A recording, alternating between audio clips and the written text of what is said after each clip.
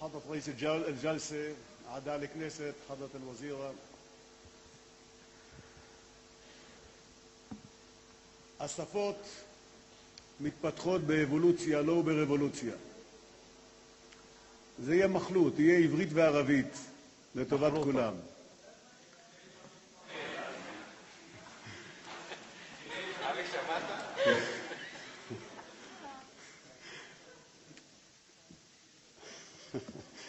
השפות מתפתחות באבולוציה, לא ברבולוציה, אבל המפגש של דקה בין הלוגת הוא דבר שמניב מילים מאוד מעניינות, מאוד חדשות. ואני ברשותכם אתרכז בנושא הזה. בלש סיאסה עוליה, חלינה סיאסה תחתה. כשהייתה כאן האימפריה העות'מאנית בשטח, אז הערבית ספחה וספגה אליה הרבה מאוד מילים. כל המילים של הקונדרג'י והפנשרג'י, מתקן הנעליים, הסנדלר, ומתקן הפנצ'רים, הפנצ'ר מאחר. אלה הכל מילים שבאו מהעידן הטורקי. בכלל כל מילה שיש בה 4 אותיות שורש היא מילה טורקית.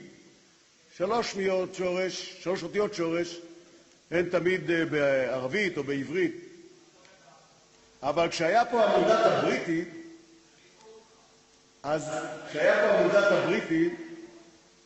אז זה מעניין איך מילים מאנגלית הפכו להיות פעלים בערבית. בסיני אתה עד היום יכול לשמוע גוטרנהנו או גוטרנהני. והמילה גוטרנה היא מילה מאוד מעניינת, היא באה מאנגלית. כי הבריטים דיברו על go there, והבדואים הפכו את זה לפועל גוטרנה, וגוטרנהנו, הלכנו לשם, הלכנו לפה. מועסקר לברג', מועסקר לג'ין, מחנה פליטים במרכז עזה, שמי שמכיר את השם, אתה שואל את משייך אל-מועסקר, מה מקור השם אל-בורג'? והם מסבירים לך, אל-בורג' היה מגדל, בורג' עלי, אבל בפועל המילה היא מברידג', גשר ואדי עזה שנבנה בזמנו על ידי הבריטים, היה בעצם אל-ברידג', מזה באה המילה אל-ברידג'.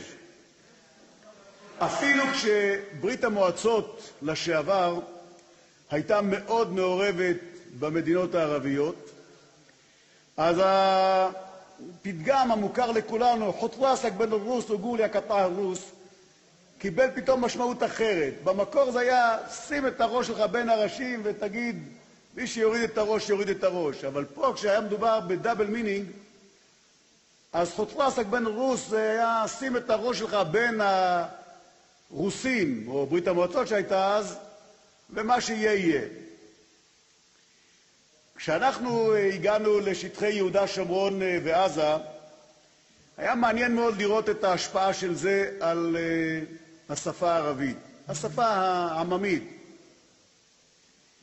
מי שזוכר, פז'ו 404 היה הרכב הפופולרי ברצועה, ביז'ו 404, בעיקר בגלל שהיה אפשר לקחת 2 נוסעים ליד הנהג, כי הגיר היה ידני, ואז התפתחה שפה מאוד מעניינת.